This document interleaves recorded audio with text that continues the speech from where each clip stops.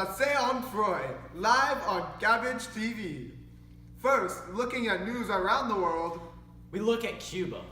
As we know, the last war fought for Cuban independence was the Spanish-American War, which lasted from April 1898 to August 1898.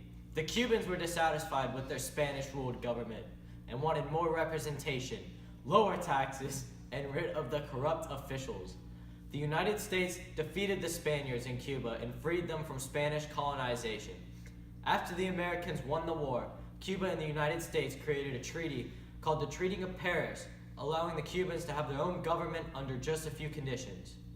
The U.S. would be allowed to have a naval base called Guantanamo Bay. The United States would gain Puerto Rico as territory. Cuba would not transfer any land to anyone else except for the United States. And the United States would intervene at any time in Cuba to preserve independence and to tailor with more information on the decolonization of Cuba. Thank you. The decolonization of Cuba started in 1925 when Machado E. Morales took power and instilled a sense of nationalism in Cuban citizens. With this being said, the United States still had great power over Cuba, and this was shown during the Great Depression. Cuba's most substantial export was sugar that America imported, as seen here. So once America's economy fell, Cuba could no longer export their sugar, and this also caused Cuba's own economy to collapse. Cubans then began to revolt because of their poor living conditions. This revolt forced Machado E. Morales out of power. The Platt was then lifted, giving the Cubans a false sense of feeling of independence. Thank you, Taylor. It is April 14th, 1956, and I'm here in Havana, Cuba. As the revolution led by Fidel Castro is growing in numbers, Fidel has plans to overthrow Batista later this year. Castro has big plans for Cuba as he rebels against Batista and his government. Fidel wants to reform all political, economic, and social systems and provide support for lower-class Cubans. Fidel Castro hopes for a self-sufficient Cuban economy in the coming years, as well as a proposal for a federation of all Latin American countries to strengthen and share resources. Fidel is also looking to the Soviet Union for military and economic support. The revolution started when Fidel Castro led an attack on Moncada barracks, which led to his arrest. Since then, he has been released and back in control of the revolutions. Here's some film of the current situation here in Cuba.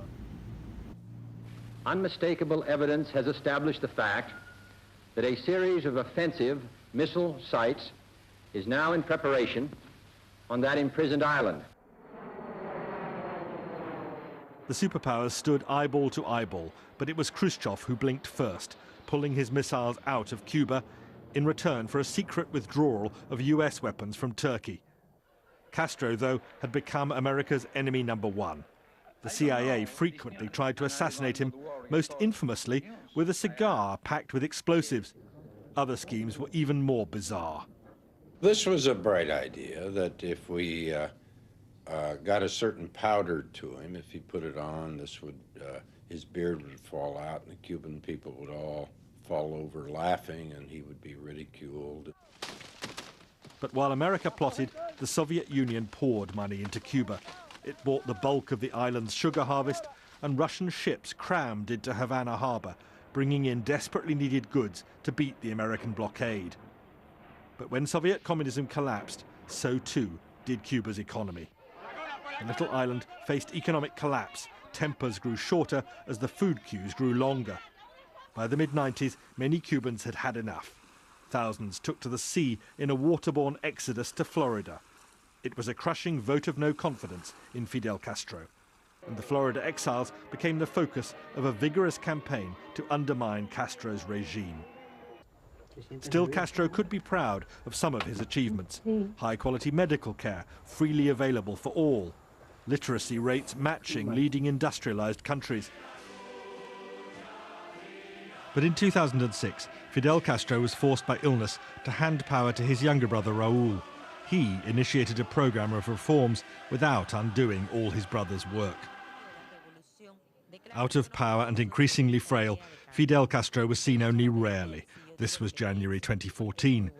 Later that year, the United States and Cuba made their biggest move towards a permanent thaw, hoping to draw a line under the past. But Fidel Castro remained a huge figure of the 20th century, and the Fidel effect will fade only slowly. While many Cubans undoubtedly detested Fidel Castro, others genuinely loved him. They saw him as a David who could stand up to the Goliath of America, who successfully spat in the Yankee eye.